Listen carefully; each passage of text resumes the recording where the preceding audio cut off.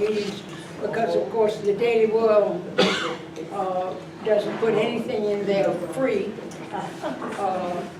When my sister-in-law died, they wouldn't even, and she had been the executive director of the chamber and all that, wouldn't write a story about it, and it cost $480 to run an obit. So, and then the Lafayette Advertiser won't run anything about us because they want us all to get the Daily Advertiser.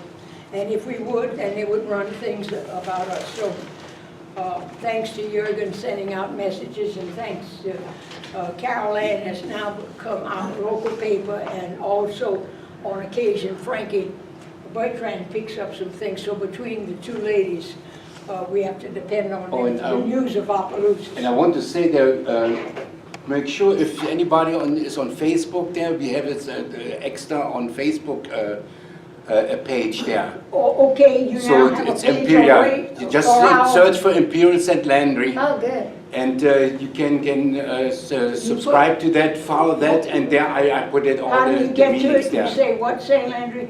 Imperial St. Landry. Imperial St. Landry. All right. Just on the search internet. for that and as a friend, and then just follow that, and there you will see. We're going to try and update the website, or whatever you call it, for the library. We lost two people who were capable of handling that, so we'll see what we can do. But it's difficult in Opelousas now. When I think of all the newspapers that over the years Opelousas has had, we're a historic city for having at any one time several papers reflecting every political thought and everything, and now to be so bereft. Imagine you get 4 pages every 3 times a week, and they have ads, and the information is from Minneapolis or from Timbuktu, and pictures courtesy of the Lafayette Clerk of Court. Nothing from Opelousas, unfortunately. By the way, they took the morgue, the collection of papers, of pictures and all that from the Daily World. They were going to throw them away, and then I asked for them, and when they found out somebody wanted them, they moved them to Lafayette. That was the last I've heard. But nevertheless, we go forward. We try. Does Eunice have a paper? What? Does Eunice have a paper? Eunice has a very nice paper. They come out 3 times a week, twice a week. Yeah, Eunice News. Oh, Bill Douglas. And I've just talked with someone there. I'm hoping that we can find somebody that will start another little paper here of some sort. Or maybe build up the Daily World, which well, we're trying to do. They don't want to build up the Daily World. They really want to to kill it there. advertise. Well, yeah, but there's some of us fighting that. I know, but it's been going on for the moment Gannett took over. That was the death of it at the time. Anyway, we go forward. This is 2017. The first meeting of this organization was October 29th, I believe, 1992. Yeah. So in November of this year, we will have completed 25 years of that. I hope that we have at least 25 more years, but it means that we do need to get some young people interested. And this is not just genealogy. I get the greatest kick out of finding out something new about Opelousas, about St. Landry Parish, about Bar Catawba, about somebody who lived here a long time ago, and we are rich today because of what they did back then for the community and all that. So I hope we can stress the fact that we are interested, not just for being able to put up a family chart or something, although that is nice. But we're interested in the history and who contributed to our well-being today, because we are fortunate. I think we had a nice community, and I would like to keep it that way. So let's see if we can't recruit some of the younger people. And Carol Ann has agreed to come today to share, because she's been putting a lot of that history on the internet, on Facebook. She's been answering questions. People have been calling her. And she offered to share her background and her knowledge with us. We also here have been trying to do things to help those who are interested. So often someone comes in, and I get this every day, because I get, when a request comes to the city hall or to the courthouse, to the chamber, to the library, to whatever, they then give them my number because someone says, my folks used to live in Opelousas. I'd like to know where they lived. Is the house still there? Who lives in it? What does it look like? Are they buried there? Do you know where they're buried? Do you think you could help me find a spot? Do you know the name of a Mr. Block who had a store? Because somebody in my family used to work for Mr. Block. And they go on and on that because they were all excited. They're talking to someone in Opelousas. And they said, would you have any pictures of my family? Our house burned, everything burned, and we don't have any pictures.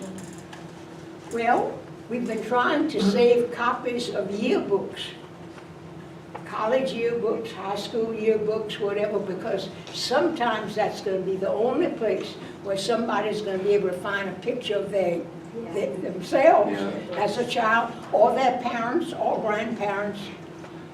As a matter of fact, I went to someone's house and she brought out this picture. And my mother's in there because my mother taught this lady 40-some odd years ago. And there was a picture I had never seen of Mother. She didn't bother to bring the little class pictures home. I wish now that she had. Because a tree fell on our little storage house in the yard, and there went 5 generations of antiques, diplomas, pictures, and everything. And when I say everything, I mean everything that was in that little house. Completely went, 4,000 books. Cool. My classical records, you know. So I'm looking for anything I can find. If I just had a picture of my Aunt Judy, if I had a picture of my grandma, the only picture I knew of was a little picture. I was 3 years old, we were walking in the yard, and I can see that picture now, it's up there. But when I go, I can't give that picture to anybody because it's just there. Right. I was named for her, and here I am walking in the yard because I was the first granddaughter. There were a lot of boys. As a matter of fact, as we grew, it was 12 years before another girl came along, and another 6 years after that before another one came along. Now, I wasn't spoiled, you understand, but I was her favorite. I was also named for her. You understand? You have that feeling? Yeah. I do. She's got that feeling because you can see it every day in those articles that she writes about, that she looked in her book, she looked in her records. Now, she's going to tell you how to find some of this information that she's been finding. I want you to know that we're working here at the library. We have a new thing called newspapers.com, and it's amazing. We also have some microfilms and all that. But if you know anybody who's got some college yearbooks or some high school yearbooks to give us, send them here to the library, because it's amazing how excited somebody gets, including me, when you look in a book. 1948, Opelousas High School. Somebody gave me a copy of this yearbook. My 2 brothers graduated that year. And when you open it up, there's a drawing of Mr. Paul Povey with his feet up on his desk. Mason Perot drew that. And one of the others, some other thing that he drew. I had never seen those. I was away from home doing graduate work in New Orleans when they graduated from high school. Mason had been sick, and so he ended up in Swati's class. But this lady, she's a librarian, she saw that for sale at some book place for 50 cents. She brought it to me. And I opened it, there it is. Boy, am I going to be popular with Swati when I bring him that book and show him. Because he's been asking, Stella, if you ever see one like that, see if you can get it for me. So, I don't know about you.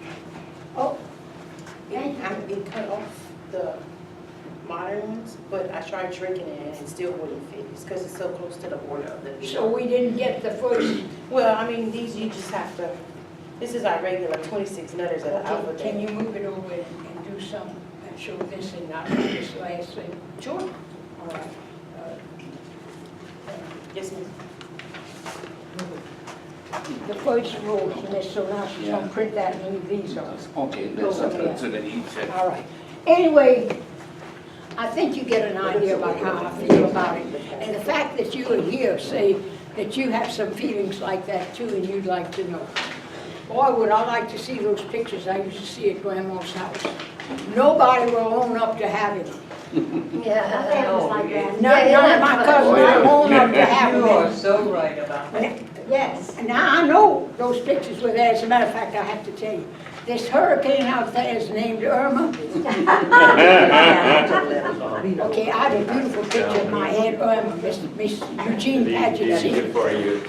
She's But like, that's my okay. grandfather's mother was named Irma, the only thing it was pronounced Irma. Yes. The hall at their house, it used to be on the 800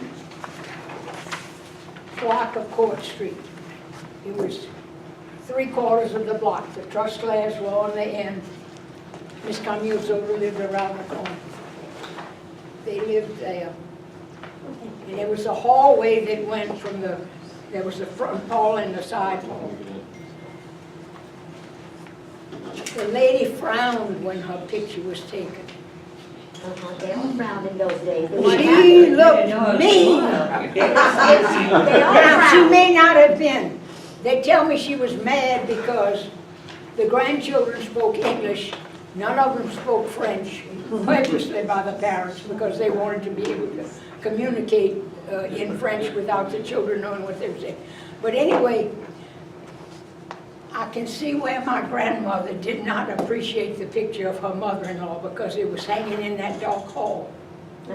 Now, to go down that dark hall, you could go down there and save yourself a lot of trouble to get to the back porch or the kitchen. Not me, I took the long way around because I was not going to be caught dead in that hallway with that frowning great-grandmother Irma. I was scared to death. The greatest punishment they could have done to me is to put me in that hole with Irma. So right now, but now, I'd like to have that picture. That's why you can't find it. Yeah, well, that may be that. But the point is, there were pictures at Mama's house, and there was a box of postcards. And you know, in those days, Jacob News Depot had all these about Opelousas and other little towns. And all those postcards of New Orleans and of Opelousas area. Who got that box of cards? Nobody will admit to it in the My family. family has the same stories. Or when somebody, one of my uncles sold the house. My brother Jacko had come back from service, and he was going to use his GI Bill to buy Mama's house so he could stay in the family. Nope. Uncle had already said he was going to sell it to somebody. And there went the house, and I'm afraid stuff up in the attic and in the bedrooms upstairs, probably. That's a good place where they went. But I know that there were pictures up there by the Jillians. I know that there were all these postcards. I know there was a lot of genealogy because when I was 10 years old, my mom came to the house and she had this roll of paper, the kind you used to have at the old grocery stores, from one end to the other, because the Voorhees had so many people that you had to have something a mile long to be able to get all the children. Anyway, that's gone, and I'm still looking for it. Do you recognize that feeling? Sure. Some of you? Yes. It's really heartbreaking. Carol Ann's going to show us how to find some of that information, because we are lucky. Opelousas had all of these papers, and let me tell you, those editors were nosy. And they would sneak in little things. As a matter of fact, most of them were set up to support one political party or the other. Yep. And there was a book called Highfalutin, for instance, that was published by one family. Published by the I Smell of Fungus Publishing Company. I love the title. And it was the one about the horse race that went with it. That's right, but in the writing of this, the women are blamed with the writing of it. And they did it in terms of how literature of the British literature of the day was written. So it's fancily written. But the point is, we've lost so much of our history. So what we can save, I think is a precious thing to leave to the children. I don't have any children, but all the children in the town are my children. My community, my town, my parish, whatever we can do. So I'm hoping that what we can do is interest some younger people so that we will continue the thread of belonging, of continuity, of community, of connection. Every once in a while somebody talks about something and you come out with, somebody was talking about their cousin Daisy. And I said, I had a cousin Daisy. It's the same cousin Daisy. You know how we knew? Because she said, Cousin Daisy never stopped talking. She was the only person to eat a full meal and never give up the full. I said, yeah, I know, must be kin to me. All right. Carol Ann, I'm so pleased that you agreed today to come to share your knowledge and your interest and your collection. Friends, you're looking at a lifetime of interest. Fortunate she had a large family that was interested in a lot of things, and she was allowed to hear a lot of this and felt that she belonged. And it got to her, and just as some things get to us. Let Carol Ann tell you what you, afterwards she's promised she's going to answer questions and try to make connections and all of that. But Carol Ann, I want to thank you for coming, for sharing this with you. I had them, okay, you got that. Yeah, I got it all And set. so, welcome to the Genealogical Society once again, and I thank you for coming. Thanks.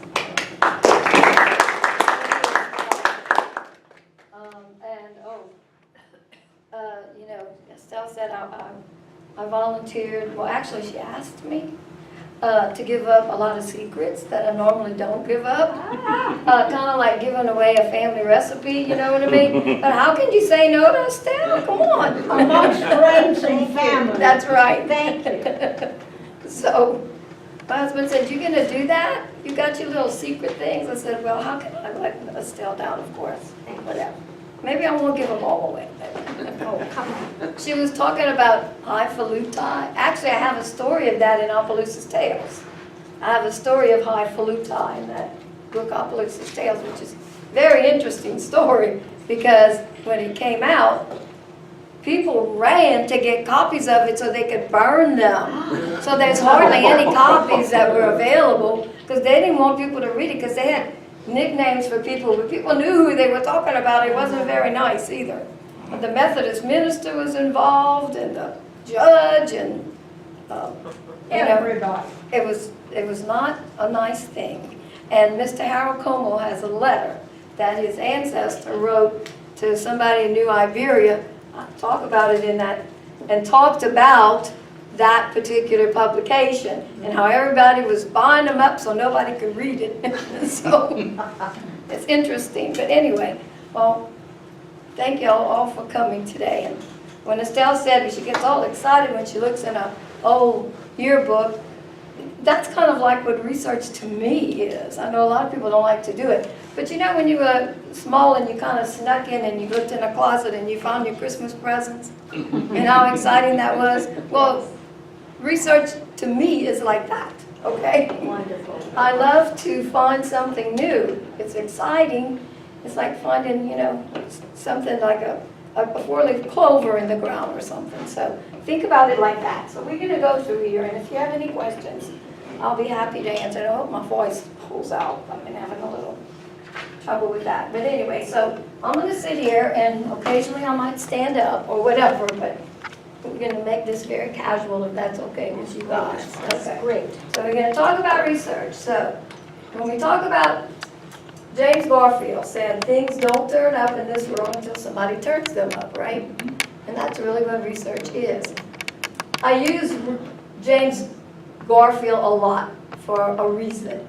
Actually, James Garfield is in my genealogy because his mother here and my great-grandmother here, well, actually, James Garfield and my great-grandmother were first cousins. So we share genealogy. So I use a lot of his quotes and a lot of things about him.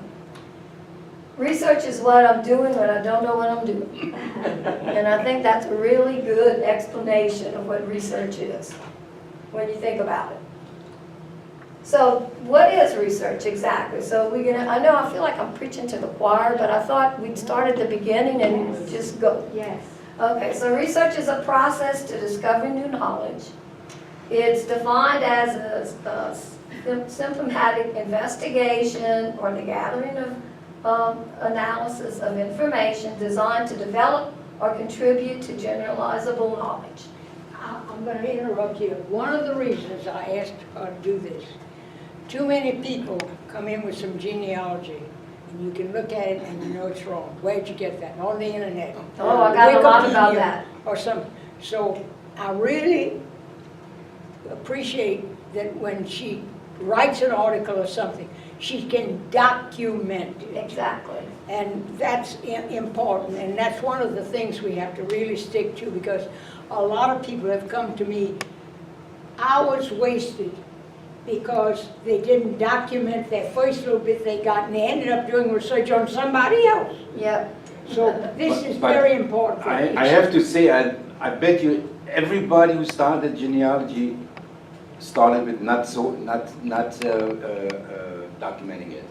I know I was number one. Yeah, you just, Yeah. you And just know, do it then And later. now I look back, I said, Yeah. where in the heck did You I get did that write down. Well, information? my greatest mistake was in Mobile not writing a book that Yeah. gave me all kind of information. I've been back at least 20 times, and I can't find that book.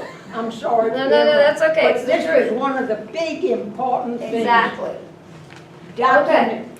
So, this is what research is, and you can go online, and I put this in, we're not gonna go through all of this. But if you want, when you're doing research, like there's different kinds there's medical research, there's, educate, whatever. For historical research, you wanna know the terminology people use. Like the archivists, they use terminology you might not be aware of. Well, there is a place you can go, here it is, right here. And it actually tells you the research terminology for doing historical research. So that kind of helps too, So there's quite a bit of it. I just put some of it down here just so you'll know. And I have a handout, and on that handout, I'm gonna give you this, so you'll be able to know where to go for that. But I found this interesting, so I put it in here. See, there's like independent source, the fact, evidence, document, anyway, all of that. There's some more, so there's quite a bit, but you can go through it and it is helpful. Working source list, all of that stuff. So where do you begin? Okay, so when you begin your research, I'd say, when I first started doing research, I talked to older family members because I was interested in the family stuff. Or you can talk to an older citizen of the town if you're doing something about that town, When I was in Kentucky and New Jersey, I didn't know the history of that area like I didn't know Louisiana. So whatever I did, even if it was a pamphlet, it was interesting to talk to an older citizen who could kind of guide you and tell you where to go, and that's part of research. Visit the town library. I know our library has the history and genealogy section. You want to do that. Also visit other town libraries or university libraries, any kind of library. Today, most libraries have computers and they allow you access to the internet, which is a great way to start your research. You can visit local and area museums, don't forget that. You might learn something there that you can then go and research about. Don't overlook stuff like oral history events. You can learn a lot there, really. Sometimes they have these, or a storytelling or folk life events. Those are ways to get hints, maybe about your family that you didn't know that you can then go and research. So don't overlook those things. And why is oral history important? Because many adults realize later in their life that their time with their parents, grandparents, community members is fleeting, and they want to capture those experiences. And then oral history brings people together in their family and in their community. So think about oral history, not just the reading history. Storytelling events, believe it or not, are a good way to get research. I like to go to storytelling events. In 1990, the state did a Louisiana open house, and one of the features of it was storytelling. And we had this storytelling tent that we brought around the state, and we had storytelling events. You learned so much history, genealogy at these storytelling events. So people have been telling stories since the earliest time. It was one of the first ways to get history, to get news out. So don't forget about those things, how important they are in doing your research. And they differ a little bit from oral history because when you do oral history, oftentimes you talking to a person you know or you know well enough. But a lot of times in storytelling, you're mostly listening to what the storyteller says. So it's a different kind of an event. Folk life events, not just the storytelling, but folk life events. This is a wonderful book, Louisiana Folk Life, published in the 1980s. And a guy by the name of Nick Spitzer, and I'm sure you guys heard that name. He has a radio show now, I think, on National Public Broadcast. But Nick was at the state at the time, and he's very much a part of this. He went on to be at the Smithsonian for years. Now he's back in New Orleans, I heard. Anyway, that's a great, and this, Louisiana Tapestry, which is about the ethnic weave of St. Andrew Parish. And that's a great book, too. Read literature of the past. Now, to me, that's important because I like to write. So let's say you're writing something about something that happened in the 1700s. Well, obviously we weren't there. We don't know what it felt like. We don't know the smells of the day, the foods they ate, how hard it was to get from one place to another. But if you read literature that they produced and wrote by an author in 1750, then you're going to know what really happened. Even the dress they wore, anything like that. It helps you in doing your writing. It helps you understand what you find out about your family. So don't overlook old books. And then, of course, the history books of your own area in your own state, even Louisiana history books. You know, I like to see what's in there about St. Andrew Parish or Opelousas. And I've found out a lot of interesting things by going to history books. This South Louisiana Biological and Historical, you can get that online. It has information about people who are probably your ancestors. Creoles of Color in the Bayou Country. All of these, of course I did put my books there. This is a great book by Winston DeVille that was put out in the 1970. Right when he was leaving Princeton, I believe he did this.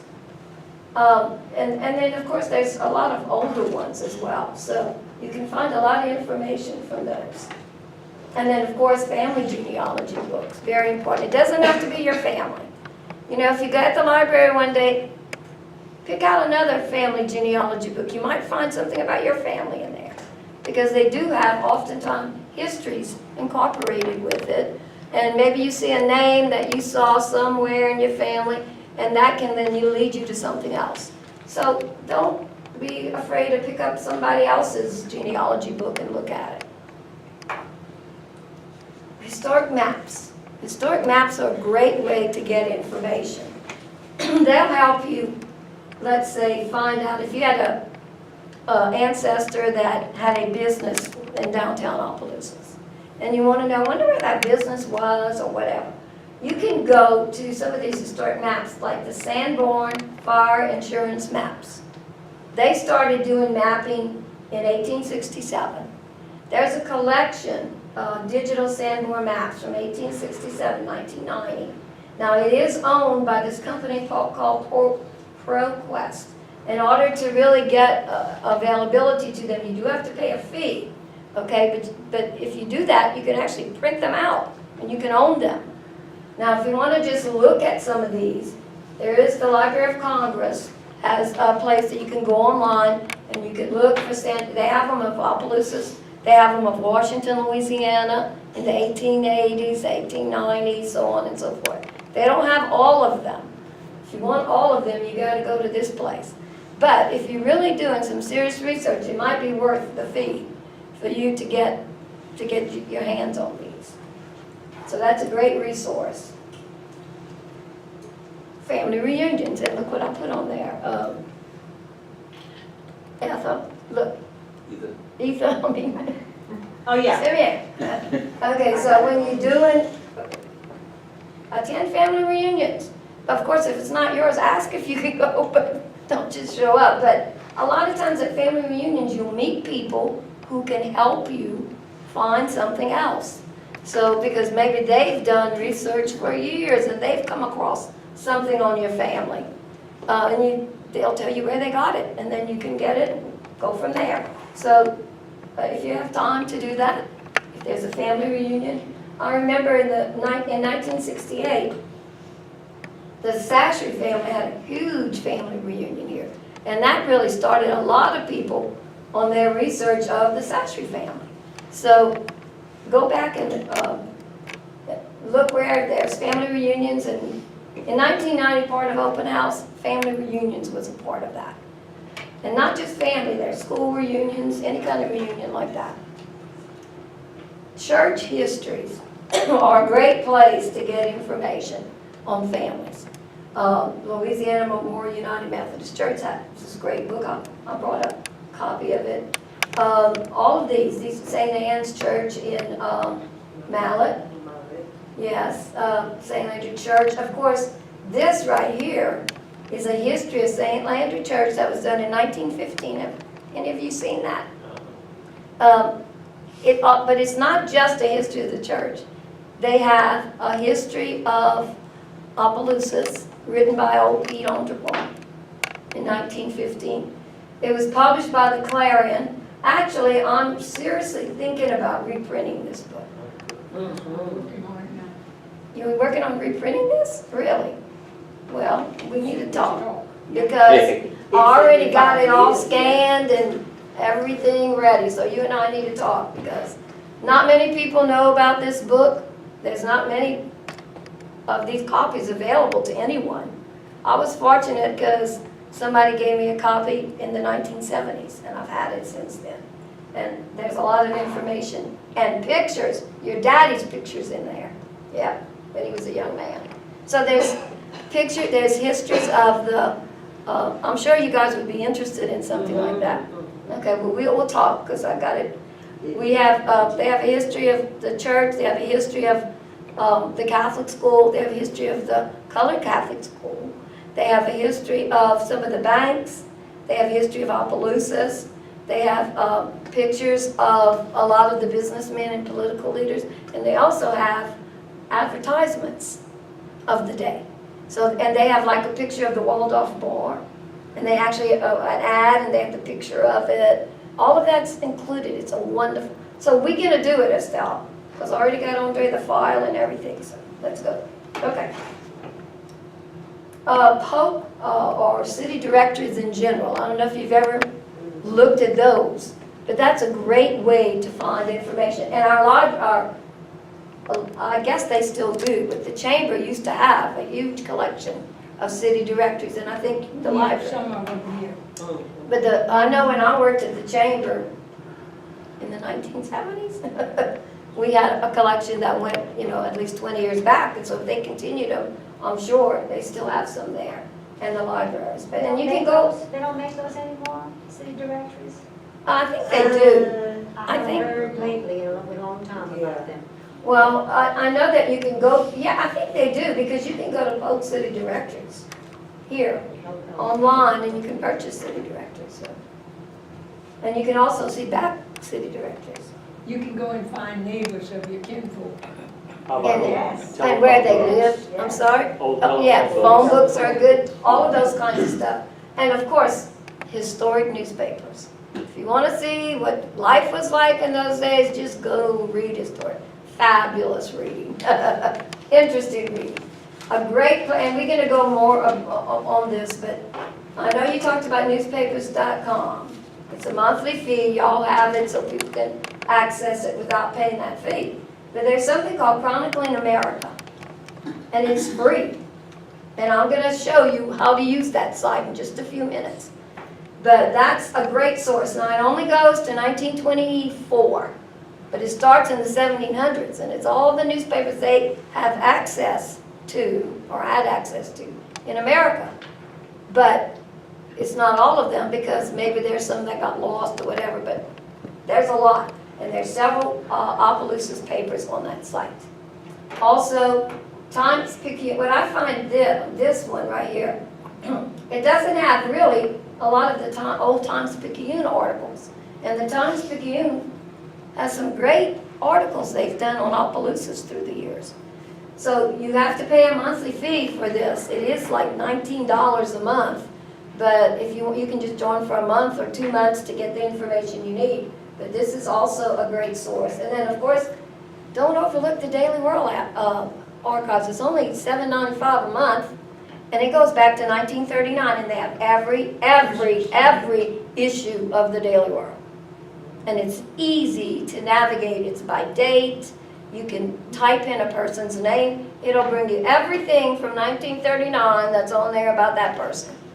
So it's a great source right here. Here's your Chronicling America. This is what it looks like. So it's actually part of the Library of Congress. And their papers go from 1785 to 1925, but the Opelousas papers only go to 1922. Here's the Opelousas papers you can access. Now, the St. Landry Whig starts in the 1840s, but they don't have a lot of them, but they do have, you know, a collection of some of their issues. The Opelousas Courier, they have most of the whole Courier from 1852 until it stopped publishing in 1918 or something, around that date. The Patriot, which kind of followed the Whig. The Opelousas Journal. They have the St. Landry Democrat, the St. Landry Clarion, and the Star Progress. So that's the ones you can get from Opelousas. And St. Landry Parish, it didn't just cover Opelousas. So get those. But this is whenever you type, you can Google Chronicling America, or I gave you the address. And this opens, okay? And then the easiest way I find, you see here, like you research in the Lacombe Hotel. You can type Lacombe Hotel. I'm sorry, I have trouble with my voice. I have some here. That's a I got you. In that little box right there. In that box, you can type in Lacombe Hotel, and it's going to bring you to newspapers all over. All over the United States about Lacombe Hotel. Now, if you want to be, or in the name Lacombe, so that gives you a lot. But if you want to make sure that you looking for the Lacombe Hotel in Opelousas, you type Lacombe Hotel Opelousas in this site. Well, this is kind of like my voice. It don't want to work. Okay. It's kind of like Lacombe Hotel Opelousas. Okay. So then it would take you to this. And it's like 5 rows of these. There's 20. And you can go to sort, which is right here. And you can go to relevance, state, title, date. I like to search by dates. So it gives you the earliest paper that has anything about that. Now remember, when you put Opelousas with Lacombe, that's going to eliminate a lot of papers. So I like to do it both ways. It takes a long time, sometimes, to search through everything about Lacombe. But that way, because there might be a newspaper that has the Lacombe Hotel, but they don't mention Opelousas in it. So, you know, you have to make sure it's going to pick up every word you put here. So keep that in mind. And then you select the number of pages to view. When you open this, all the pages in that publication can come up, or just this page. But then it gives you, you see right, in all of these little drop downs, you can select the previous issue, the previous page, or look at all the pages, things like that. If you want to see what newspapers are available, you can go to where they have a list of newspapers by states. So let's use the St. Landry Whig, for example. You want to search that. You search the Louisiana list, you're going to find the St. Landry Whig, okay? You're going to bring up the information. This is all the information about the St. Landry Whig. It's going to tell you information about it, and then it has a calendar of the issues available by date. And so you can pull all of that up, and it brings you right there. This is a secret I had for about 6 years. I just want y'all to know. I did not know that. Much genealogy that we do, I did not know that. This is wonderful. Why I wanted to tell Excuse Ann, me. and I asked her to share this knowledge with us, because it makes you a stronger researcher when you know more sources to go to, and those that you can depend on. Yeah.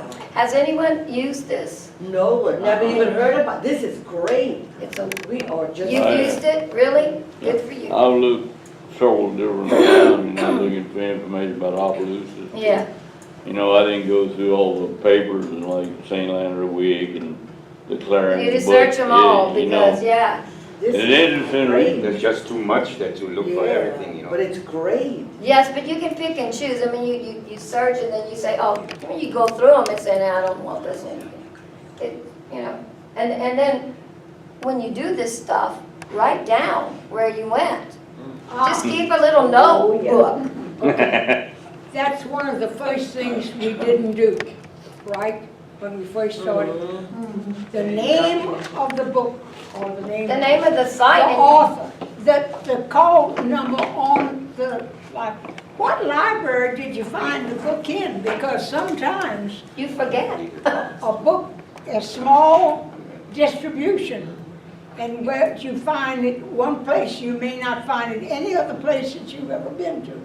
But This is great. come on, some more Yeah. gems. Okay, don't overlook historic letters. If you have, that's such a valuable thing. If you have historic letters, oh my goodness. If you're lucky enough that your family has them, but you know, if you're researching about, okay, I'm gonna use this. I put Sullivan Ballou because again, he's part of my family. My dad was part of the Ballou family, and that's how we related to Garfield, so on and so forth. Anyway, because my great-great-grandmother was a Ballou. So Sullivan Ballou, of course, wrote this letter to his wife Sarah just before he was killed at the Battle of Bull Run. Well, let's just say you're doing research about the Battle of Bull Run. You would want to look at this letter, you see. So it's a family letter, but it gives you a lot of information that you want to use in your research about this. So don't overlook, you know, historic letters. Historic documents, of course, you can get a lot of information from historic documents. And there's actually, I think I brought a copy of a list of where you can find the old historic documents. This was put out, let's see if I can find the book. Now, here, with all the stuff I brought here, wait. I brought a list of stuff for you guys. Maybe I didn't. Anyway, there's this book here. And it was published several years ago. And it's the Opelousas Post, 1794 to 17, I can't see. What's the name of it? It's the Opelousas Post, a guide to the St. Landry Parish archives deposited in the Louisiana State Archives. That was, when Winston DeVille got Mr. That- Straps, that was the beginning of the Louisiana. This was done by Jacqueline Vidrine. Okay. And Winston, I think Winston had a lot to do with this too. So that's a guidebook that you can use if you can find it. I have a copy of it. It's an old issue. It was put out in the early 70s or something like that. Anyway, but that's the guide to documents, but you can go online. And here's some of the places you can go to research that. But if you're lucky enough, which I have a collection of old documents, and a lot of these are from my collection, you can read these things and you can find names that you might were looking for. Even like the Opelousas Mercantile Company, fascinating about the history of that place. And then the People's State Bank. That's another fascinating little thing about Opelousas. So all of these are important. This is like Joseph Andre Pont when he got married in 1786. So that's, I think that was it, right, Neil, 1786. So you can find out all kind of information. You want to know the archivists in Louisiana because they can be your best friends when you're doing research. Now, just to let you know, there's only 15 to maybe 19 official certified archivists in Louisiana. Okay, so maybe there's some people who say they are, but there's really only 15 to 19. So you want to know who those people are. And there's something called the Louisiana Archives and Manuscripts Association. You might want to go to their website. You might even want to join. It's only like, I don't know, $10 a year. It's not expensive to join. And if you join, you can get more information, but you can actually go on their website. You can see like who's involved in it. You can get their database, which all these little things are places you can click to find out information. Here's a newsletter that they put out, and if you have to be a member to get there, I think it's 4 times a year newsletter, but you can actually go online and look at some of their past issues for free. And then they have a website. This is actually from their website, so you can see, and look at all the links. That's to all the places you can find archives with old documents. All of these places, look, all of this. And here's their Facebook page. This is what it looks like. I took a picture so you can see that this is the Facebook page, and they update that really, it's pretty recent, so you can go in there and get information as well. Don't forget about your historic societies and genealogy groups, preservation groups, museums. Here's just some of them. Look at this. So you want to look at that, and you know, visit the museum, visit the Orphan Trade Museum. They have things there that you might find related in some way to your research. Other historical societies, don't forget about that. You know, not all of our ancestors were local, right? So we have several ancestors that I do, because my dad's from Iowa, so he wasn't from Louisiana. So his family is not anything a part of Louisiana. So really, to do research, I have to go to other places. So, unfortunately, I do have photographs that they've all turned over to me and stuff like that. So, several years ago, I think it was in 1994, I was working on this book. Apparently, my grandmother, not apparently, she did. In 1901, my grandmother and her husband and my dad's 2 oldest siblings, made a trip from Iowa to Oklahoma to get free land. Now, my dad was a change-of-life baby, so he wasn't born till much later. My grandmother was almost 50 when he was born. So this was early on. But they made the trip all the way over there. And after they got there, she got lonesome and she wanted to go back home. So they had to come back by covered wagon, so she kept a diary on the way back. It's every day she wrote something in this little book she bought at a store. It's not a lot, but you know, my daddy always wanted me to publish it. And you know, time passed, and when he passed away, I realized I'd never done it. So after my dad died, I did it for him. Anyway, to make it a little bit more interesting, because she named all the towns they went through in Kansas, and she didn't like Kansas. She hated Kansas. She couldn't wait to get out of Kansas. She couldn't wait to what? Get out of Kansas. Oh no, she hated it. Anyway, every town they went through. So what I did is I called the historical societies in all of these states. They were so helpful. They actually located for me photos of the towns in 1901. Wonderful. So I was able to put them in the book.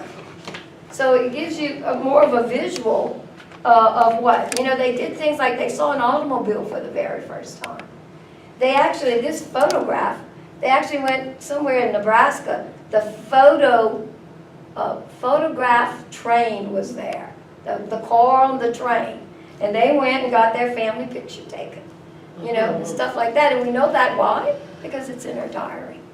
So diaries and things like that are important, but also reach out to these people. They're there to serve you just like ours are, and they are very helpful.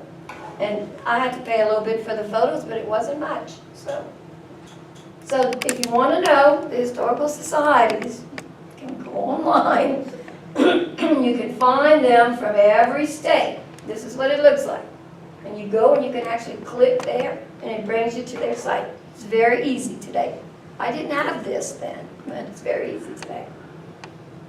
Oh, and by the way, they even have countries, other countries, historical societies that you can get to. Cemeteries, great way to find information, so you want to visit the cemetery, you gotta get this book. I mean, this book, if you have anybody connected to St. Landry Catholic Cemetery, you want this book that just was re-released. It's not just Catholic, because there are other persons there. Yes. Because it was the only cemetery. Yes. And the only religion here, so. Right. So you can go and get, I also looked online for historic, I found this Little Bethel Baptist Church Cemetery. What? Little Bethel Baptist Church, anybody knows where that is? There's a picture of this old grave that this guy found, he was a World War I veteran. Yeah, anyway, there's a place called Living Roots, and that's where I found this. And of course, Find is Mary Kay Creamer, okay, because she's contributed. right, and I have some more about her. Excuse me, I apologize in my voice. I have a cough drop if you want. Oh, that might help. But St. Landry Church Cemetery, this was taken in the early 1900s, so thank you. Anyway, these are some places you can go find a grave. Anybody who's find a grave? Yeah. Yeah. That's a great resource. Yeah. This lady, Mary Catherine O'Neill Kramer, contributes a lot to that site. And also something, have you ever used the US Gen Web project? That's a good one too, and I have we're going to talk a little bit more about that. Historic photographs are a great way to get information and lead you to other stuff, okay? So this historic photograph, somebody gave me in the beginning of the 80s. I had a copy of each. I have some originals of these. I've seen these published a lot of times. I don't know where they got them, but I know I have originals of these. And on the back, they've been misidentified often, okay? But the back of those, I know, has a Eureka Hotel. So when I got it, I did not know at that time what the Eureka Hotel was. And I'm like, when was there a Eureka Hotel? So I started researching, and lo and behold, which I suspected, but I found out that was the old Lacombe Hotel. That's what it was called. But it was also the Eagle Hotel before that, okay? So then, because I had that knowledge, I started doing research on it, and you see I was interested in the stable. Well, I found out the stable was owned by Mr. Sam Perkins. And him and Mr. Lacombe had this thing going where they had a separate business, where they had like a tour business. So they would rent out their buggies and horses to people coming in, and they would do tours. Also, the courthouse. Well, when I looked at this courthouse, I'm thinking, that picture was taken like in the late 1880s, because I think that was the new courthouse. Well, guess what? In doing more research, guess what I found out? I found out exactly when it was taken. And who took it? George Elms, who, by the way, lived in the governor's mansion. He took this photograph in 1886, and you know what? He was a surveyor and an engineer, and the United States government was looking for a place to locate the new post office and federal building. And here you go. So that's what's all about this picture. Now, if I wouldn't have had that picture, I don't know if I'd have found out all of this. So historic pictures are important. This is one that Michael McKinney had. This was his photo, and I had his name up here. I don't know what happened. Oh, there it is, Michael McKinney photo. Because I like to give credit where credit's due. So if somebody owns a photo, if you're going to use it, I don't mind people using my photos. All I ask is you pay a lot of money and a lot of time to collect old photos. Just, say where it comes from. I think that's fair. Common courtesy. Right, so I always do that, but I know people don't. I do, because It's I've had... part of documentation. Exactly, it's part of it. So, this is another thing. You see the Ursuline Convent? Okay, so I had these pictures. I think it's something my Aunt Edna had. My Aunt Edna had all kinds of stuff. She lived in New Orleans. She lived history, any kind of history. And she was blind later in life. But she would get these records. And I want you to know, one time a trip, bless her heart, she was my godmother. She didn't have any children. She lived in New Orleans, so I would go get her sometimes to come to Opelousas. One trip all the way back from New Orleans, She told me every royalty that England had. From the beginning, she had memorized, because she couldn't see, she used to memorize things. She had memorized all of that, had to listen to that whole thing all the way back. So she had tons of information. Anyway, this photo behind it had Ursuline Convent. So I'm thinking, Ursuline Convent, what is that? There was AIC I knew about, you know. So I started researching and I found out, of course, during the Civil War, the AIC was closed. To reopen it, Father Raymond reached out to the Ursuline Sisters in Brown County, Ohio. They came, they opened the school in the late 1860s. They ran it for, I don't know, 10 to 12 years. This was what it looked like in about 1869. And it was located on Convent Street. So this was the old school in Opelousas way back when. So that little bit of information led me to, I even found out that when the Maronites returned, this is who was in charge, Sister Mary of St. Sebastian. So you can find out a lot from historic photos. Historic documents, movies, and subject blogs. Good way, and everything I'm telling you today is related somehow to the internet, because that's what I want to come focus on with you. So, I was doing a story about the old opera houses. And like I said, we didn't live at that time. But I knew that traveling groups came around. Interesting enough, just happened. I was going through to watch a movie one day. I hardly ever do that. And I found this movie, Yankee Doodle Dandy. I knew I'd seen it, so I started watching it. That's what it was about. It was about George Cohen and his family, who really starting in the 1860s, his mother and father, and then him and his sister later, went from opera house to opera house in all the little towns. And so they explained all of that. So it kind of helped you get an idea of what that must have been like. So don't overlook that. Although a lot of these historic movies, people take creative measure and add to it. But my dad used to say there's always some truth in something.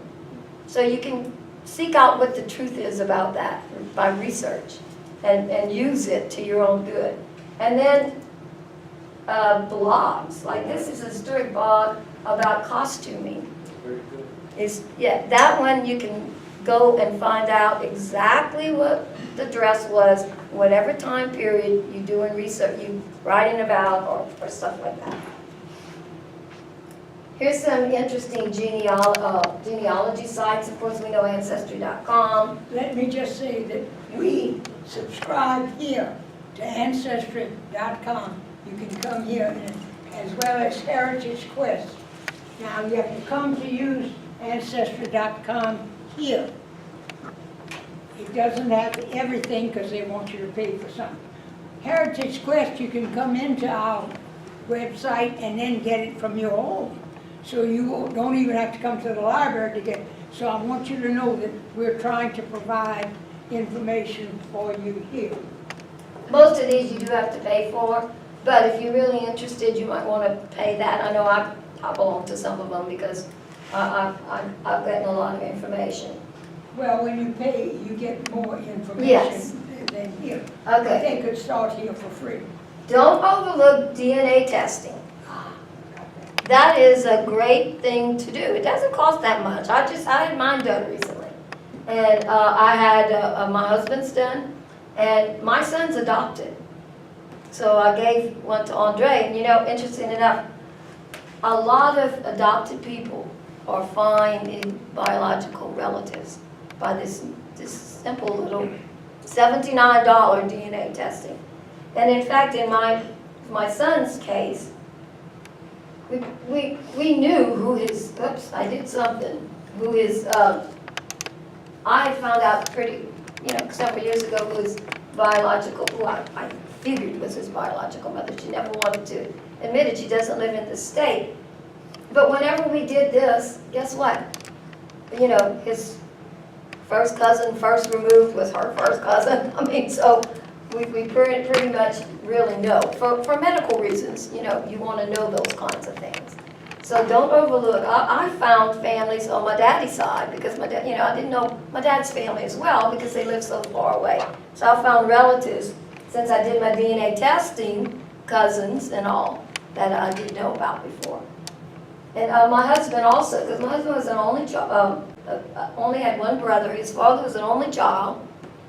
His mother had only one sister, and she's like never made it beyond, in her mind, 12. So Susie can't live ours. She's still living. She's in her 70s, but so they didn't have any first cousins or anything like that because their dad died when my husband was only 4 years old. So his DNA testing led him to cousins, you know, second or third cousins, because he never had any first cousins. Can you imagine not having any first cousins anyway? So it leads you to other things. And these people know other stuff about your family that you can get. Here's this project called the U.S. Gen. Who's used this? Okay, so I don't need to go a lot into detail, but this is what it looks like. I took screenshots of all of this stuff to be able to share with you because I think if you can actually see, oh, look, I am at the right place. So this is what it looks like. It also allows you to submit information and it guides you through it. It's very easy, but you can find a lot of information, obituaries, weddings, all kind of stuff from the St. Landry Clarion and the Opelousas Courier. You can find a lot of information on people from this site. And this lady, here's like the guidelines for submitting forms, and it tells you exactly what to do. Most of these are very easy to use once you get into them. Whoops. This lady, Mary Catherine Kramer, does a lot. I think I have her name here now. Maybe I had it early on. Does a lot with this site, but when you go there, it tells you who's in charge of your area, your parish. And if you have questions, you can contact them. Facebook and other social media. Don't forget, now I gotta add your site that we just talked about. I put this because this is my site, Opelousas. If you don't belong to it, please do, because we share. I try to post almost every day. You can just ask to belong to Opelousas Tales. Opelousas Memories is another one. I try to concentrate more on history. This one is a little bit different, but they both important. Opelousas Genealogical Group has a site, the Historic District has a site, a page, OGMLA has a page, St. Landry and Opelousas Memories is another one maybe you don't know about. I don't know if anybody went to Bayou History Center. Has anybody gone there? Yes, you need to go there.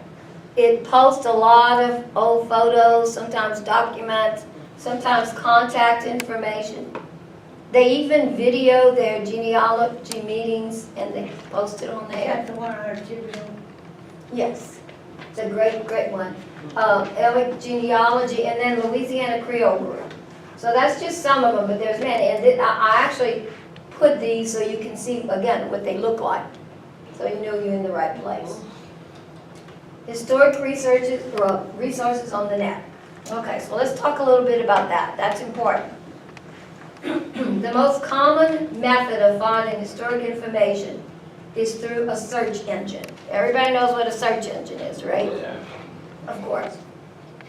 But in addition to search engines, there are historic websites, dictionaries, and specific sections of the major search engines that can be used to find online historical information.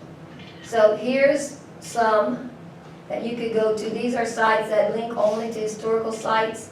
That's just some. There's so many. I just kind of put this as an example. General on-site research resources such as online dictionaries and web encyclopedias may also contain information that historic writers can use. See, there's ebooks on the virtual library, databases, e-journals, reference books, tutorials, subject guides, electronic services, all of that. In fact, it's almost overwhelming. Historic websites. So here's some relating to Opelousas and the area that you might want to check out. Look, this is about doing research on the web. You got to keep some things in mind. More and more people are doing that, but although it's not, it's very different than traditional library research, and sometimes the differences can cause you a lot of problems. So keep that in mind. The net is a tremendous resource, but it must be used carefully. I love what Roger Ebert said. Doing research on the web is like using a library, assembled piecemeal by pack rats and vandalized nightly. So you got to keep that in mind. So, some tips for genealogy, internet research, okay? You don't want to rely exclusively on the net resources. You got to check it out. You want to narrow your research to a topic, because again, it's overwhelming. You got to know your subject dictionaries and your search engines. Two of the best are Google and or Bing, Yahoo. That's three of them that you can use. Different search engines. One thing to remember, a little tip. If you Google something, you might also want to Yahoo it and Bing it, okay? Because they go to different places. So you might find information on Google, but you find more or different sites on Yahoo. So you might want to try all of them. And you can get those search engines. It's not hard. You can download them. You want to keep a detailed record of the sites you visit because you're going to get lost. So all you have to do is, I keep a notepad by my computer, and you just put that down. So you know, hey, or if you went to a site that's useless, you don't want to remember that in your mind. You want to remember the good ones. So you need to make a note of that. And then you also want to double check your URLs. If you're putting those down, especially if you're writing something, type it out, because some of them can be complicated. Type it out, then click, copy it, and then go in your browser, paste it, and see if it takes you there. And that way you're certain that you have the right URL number. So you want to ask these questions when you're doing research. Like the authority, like who's the author? Is the author's names given? What's the qualifications? All of this stuff, affiliation, what's the sponsor of the website? Is the author affiliated with a reputable institution or an organization? Is the info credible? Can you verify any of that in print sources? And then the audience level, you don't want to go research an elementary school site, let's say, or maybe something that's too technical. So you want to make sure that you're going to the right place. And then how current is it? You don't want old information, or if the links are broken, then you know it's probably not a reliable site, okay? So, evaluation. Who wrote it? Is it accurate? Is it biased? Is it useful? And then the accuracy of it, here's some stuff that tells you if it's accurate, is the material on the web reliable, is it factual? You don't want opinion. In research, you don't want somebody's opinion. That is not correct historical information. That's what they think. You want factual, okay? So you need to verify, that's very important. And is the source and information clearly stated, so on and so forth, all of this. I'll let you just read it over a minute, but, and you don't want emotion. Okay, is the author's language free of emotion and bias?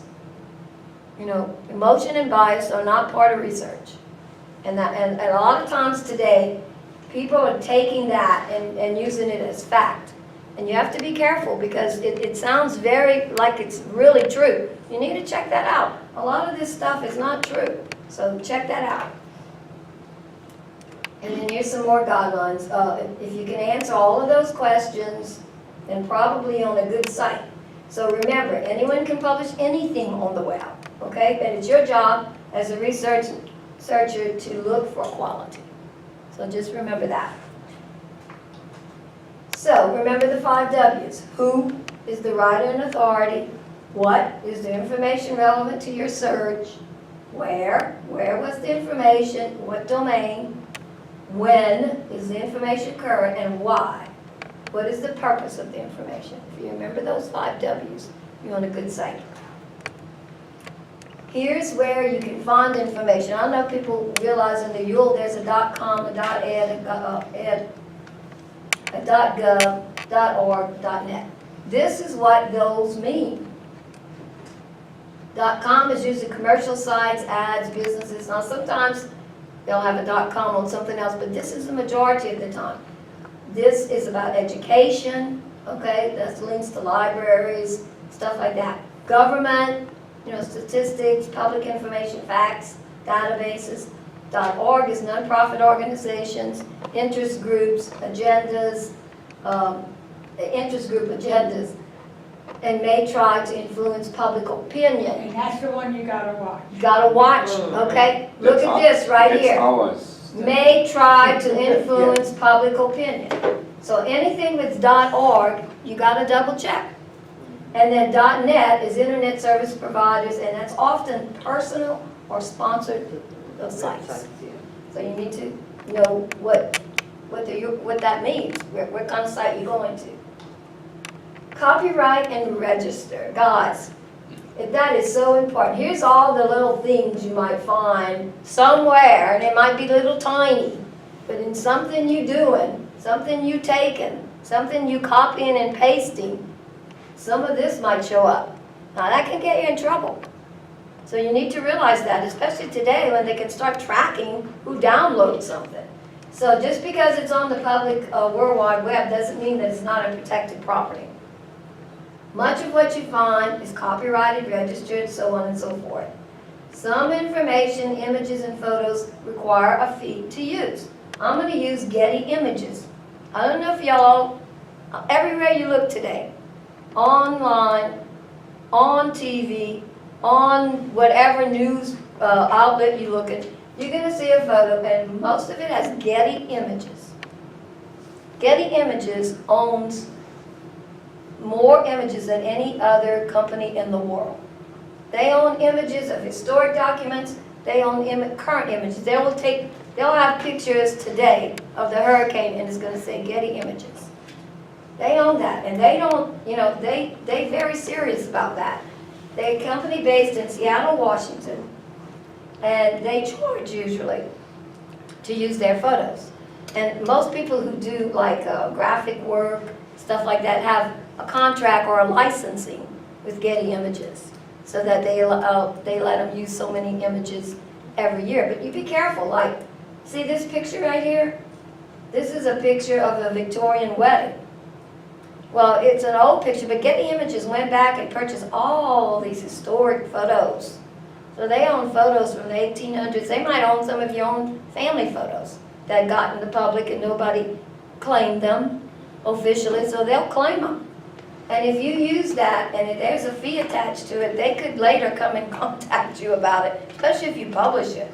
So you have to be careful. This particular image they let you use for free, but you cannot use it without putting this. So also remember that. If you use it, you gotta put this. So I don't want to sound, hysterical about it, but people I know have gotten in trouble because they did this, and then they found out later. So other people who own stuff are universities, museums, organizations, private collectors. I mean, I'm a private collector. I've been collecting for 40, 50 years. So I don't mind people using it. That's all I ask, is like what we said before. And that's only what you owe to anybody else. You owe them that if they're going to let you use it. I mean, some people just take it without, but today you can starting to get in trouble for that. So you got to give credit where credit is due. 25 sites that you might want to begin family history. I mean, there's a lot. I just put this because I found this pretty good list, and it came from a version of something called Family Tree magazine, Which we subscribe to. right? And this was in their March, April 2013. But that's pretty good. Can you go back one, Caroline? It has all kinds. I just trying to put a variety. Unfortunately, some of those were given away or removed, so we don't have, Oh, the Family Tree magazine, yeah. yes. But anyway, is that good, Neil? Yeah. Okay. So you can look in there. You can add, but you can get it online now. Yes. So you can Google Family Tree magazine and get it. Okay, so I had an opportunity Tuesday to have a long chat with Shane Bernard, who's an Opelousas. Well, he wasn't raised here, but his dad is Rod Bernard. So anyway, Shane is one of those 15 to 19 archivists, official archivists. So that's what he is. So he and I talked, and so he told me some things. He's now the writer, worker at McElhenney Company. He's in the archives there, and he does great work, he does great books. If you see one of Shane's books, you know the information in there is gonna be accurate, okay?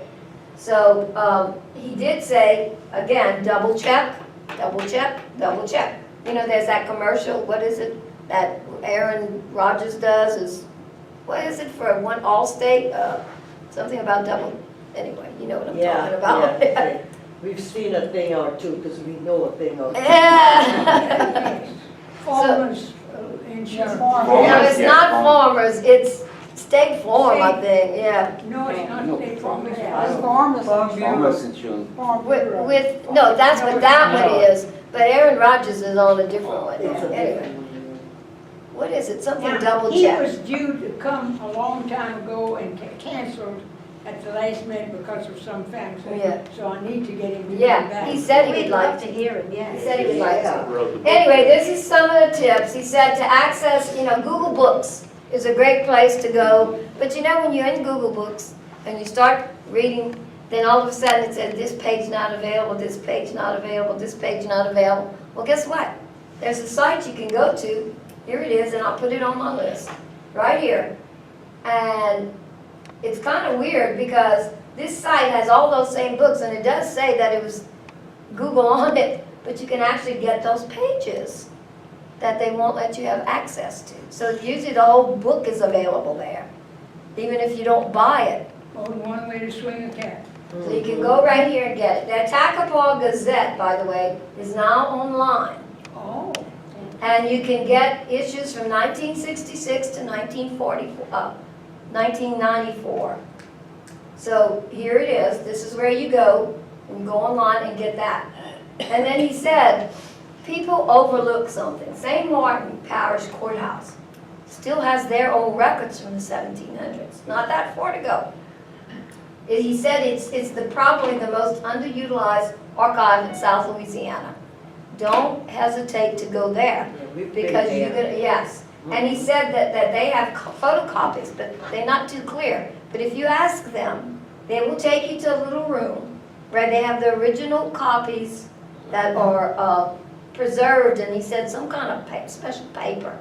And they will go through it, they wear gloves and let you look at the originals, which are a lot clearer.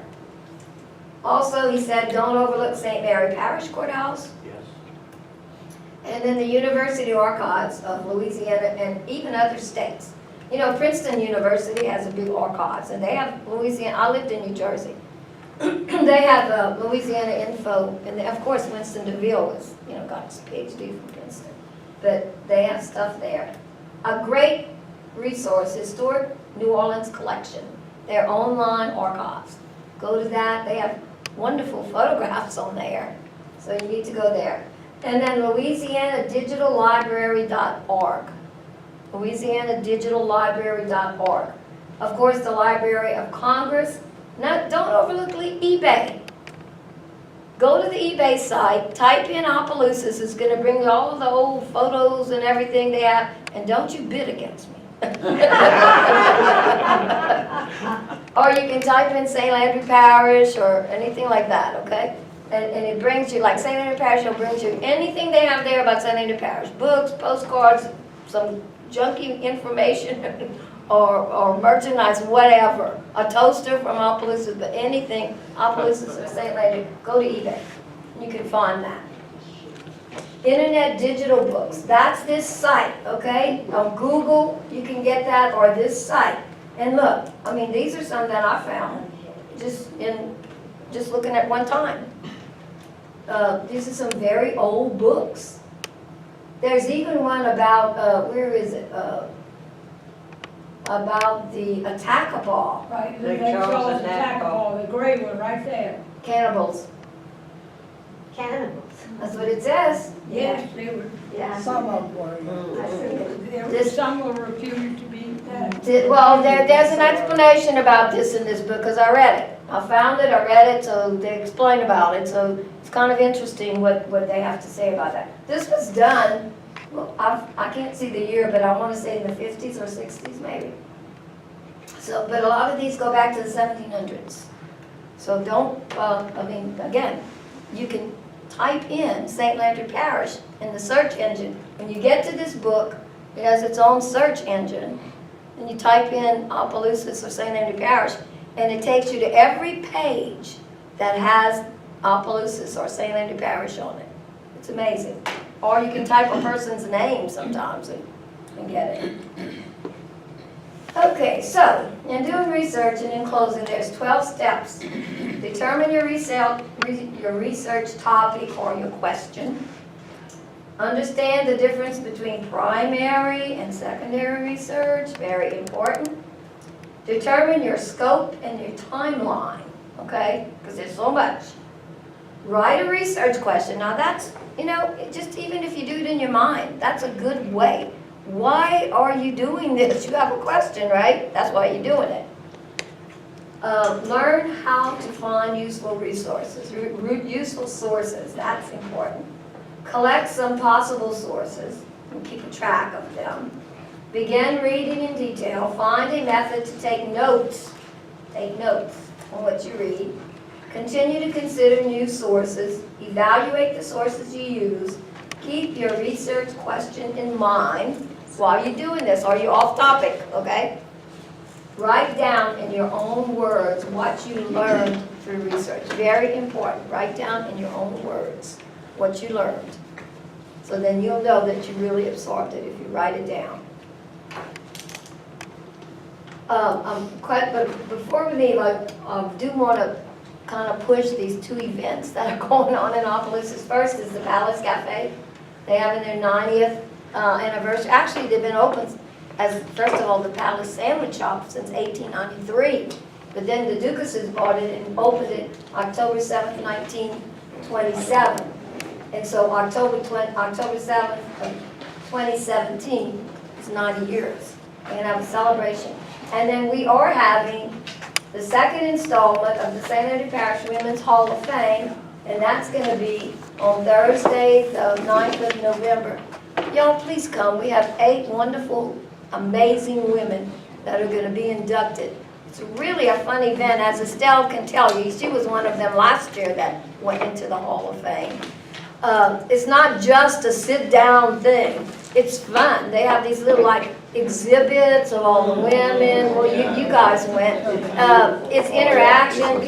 Some people are dressed in costumes of the time period they go around. The food's great. It's very casual, but yet so informative, so much fun. So please try to come. It's a great event. Okay, so if anybody has any questions. Let me just say this. In Father Abraham books where you look and they'll tell you what church and what volume and what page. It's because Father Abraham, the book, is not a primary source. It's a secondary. Exactly. The primary source is back at the church. And when they first published the first records, you remember volume 1 used to be that thick and all that. And then they've gone back and I think it's taken 3 books or 4 to do it.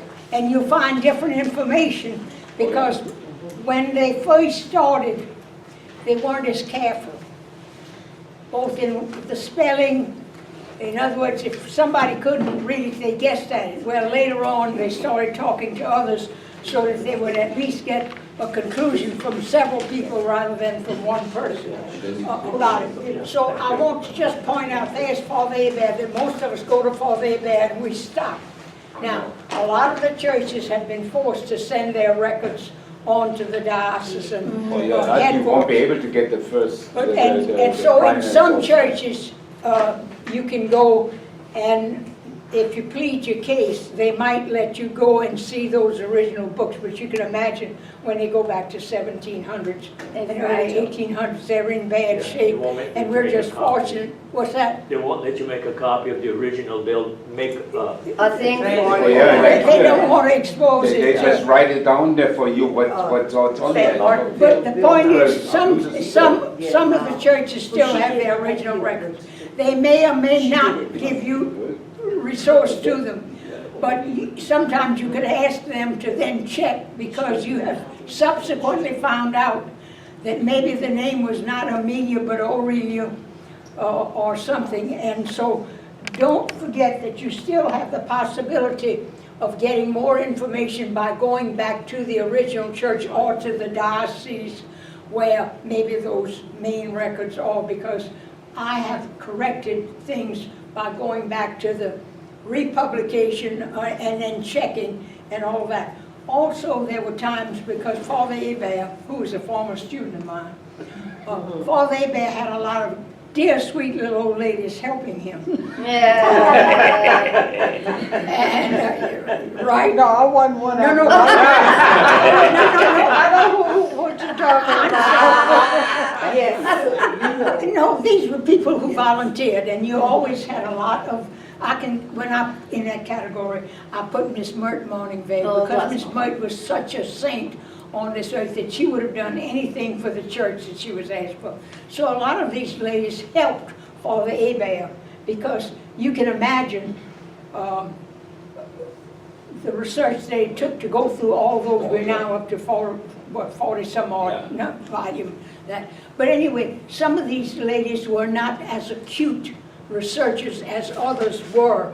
And so if there's a question that comes up, I want to remind you that the published Father Hebert books are wonderful, but they are not the last word at all, and especially those first few when they were learning. Now, unfortunately, our librarian of the past did not get the volumes of the New Orleans record, but a lot of people from here went to New Orleans, even had homes in New Orleans. So children were not christened here, but they were christened there. So you're going to find a lot of records of families in New Orleans rather than here. Now, they did some sloppy work in Baton Rouge and New Orleans early on, and they learned and all that. But I just want you to understand that all of us learn as we go on and all of that. And so the early volumes of those we do not have, and I'm going to see if we can't find money some kind of way to get more copies of the New Orleans Catholic Church records, because a lot of our records are in there, and the Baton Rouge records.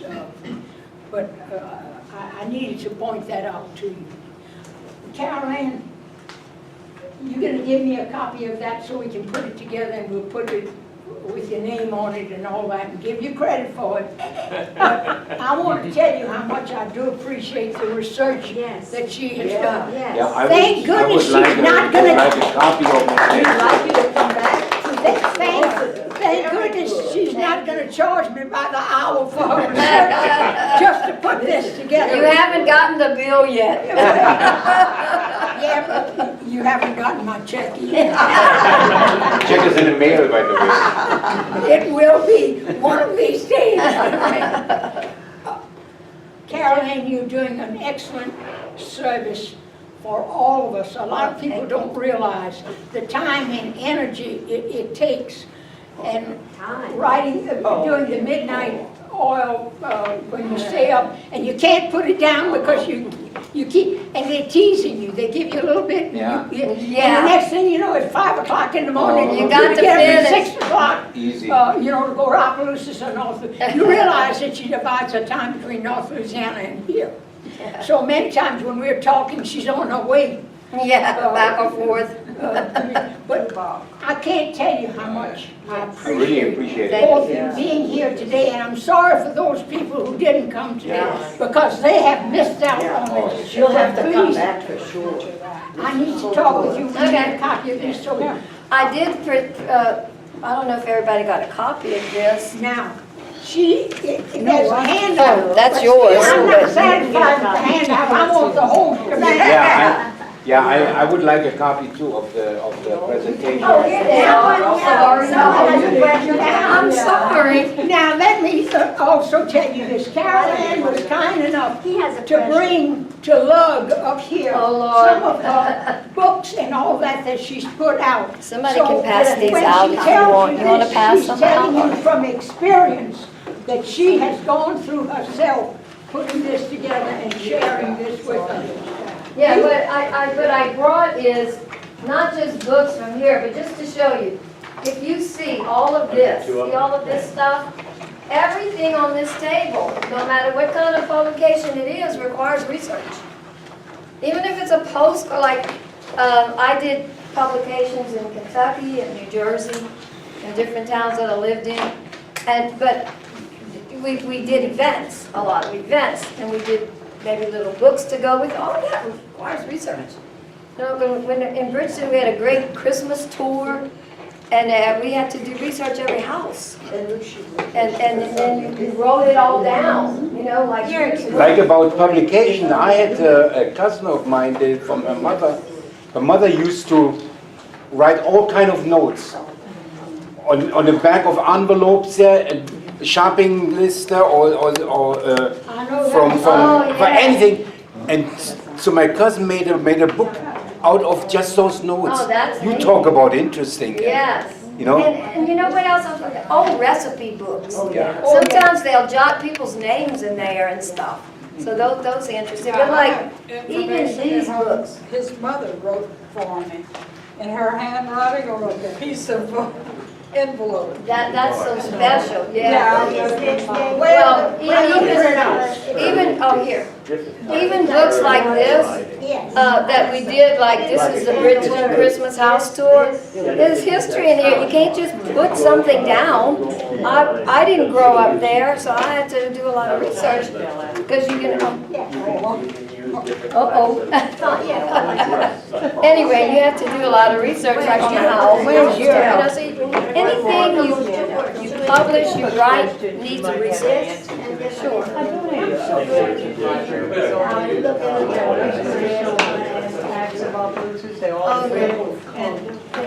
Any questions for Carolyn? Ben having a question. Okay, he's got a question for you. I have a comment, two comments. Actually, if I could have your attention, Excuse me please. just a minute. Somebody's got the floor here. Okay, I have some information to share. Some of you may have known about the Stelly book Yes. written in 1986 that is now out of print Which Stelly book? by That's, Antoine, I think. Ben Stelly. Ben Stelly, yeah. Okay. Leon. The book is now available through Bodemuller. Yeah. I brought him my copy that my daddy bought in 1986, and he copied it, and now it is available by print on demand, so to speak. He has the Bodemuller's. at Bodemuller. All right. Okay. I don't know how much it costs. You talk to Mr. Carrier, and you can get the original that he got from me, so it's available. Another thing is, I found a way to find websites that are no longer in existence. Yeah, you can do that. Oh, all right. Because I went online to look for a website for this company that I had been to 7 years ago. Okay. And the owner took it offline so that he could sell the information. So what you do is you go online and you type in the search term, like on Google, go to Google and type in Wayback Machine. Okay, and that will bring you to the Internet Web Archives. Whoa. And from there, you can do searches for whatever you're looking for. And that's a good point. The only thing I would caution about that, there's one thing. It's great to go there, but you got to really double check those. Because a lot of them were taken off for whatever reason, some because they weren't accurate enough. So you do need to check that, but that's great. Yes, I forgot to put that. Wayback Type Machine. in the search term Wayback Machine. Just that? Yeah, just that. .com. But you have to search it. It's not the web, it's not the URL. Wayback Machine. Wayback Machine, I've been to, yeah. That's the German. Did everybody get a handout? No, What do you need? one more over here. Oh, and I need, okay, I'm gonna talk to you just a minute. Did you had another question?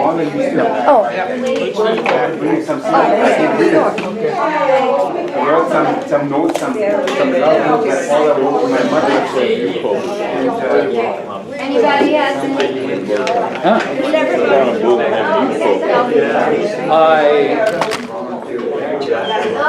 I wrote What's your original background? Thank got your original. One, Yeah. rice cooker. Thank you for bringing that. Meal and rice Hold cooker. on, I have So- something else to give him a call. You and I should talk together. My wife, I know that you got, there's nothing to do right now.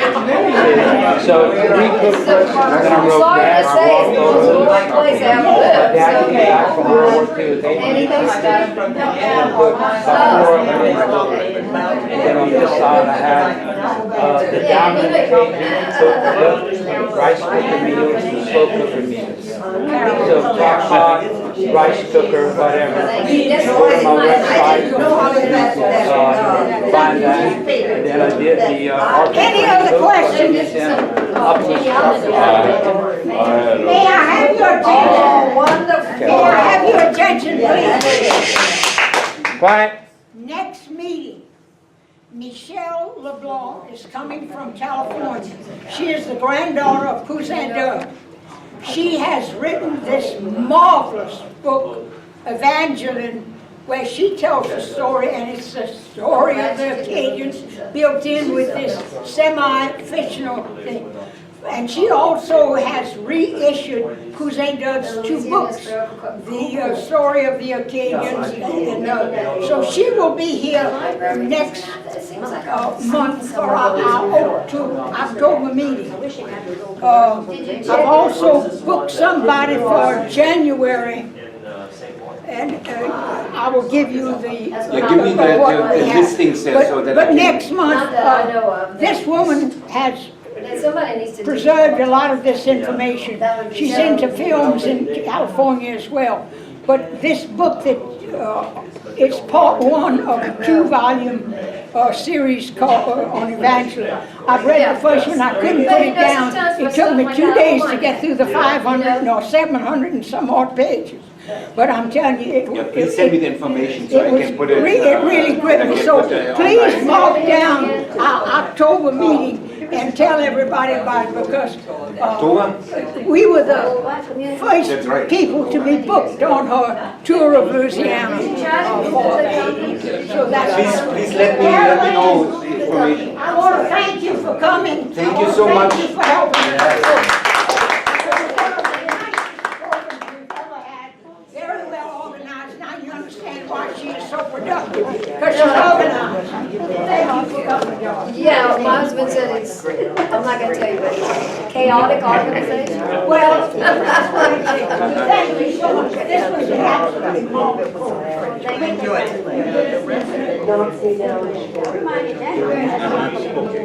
I'll get you. Yeah, it's always the second Saturday in October. Yep. I'll give you a, Well, I can- I'll do it on a flash drive. Okay, I'll get it for you. Thank you. Good to see you again. Good to see you. See you.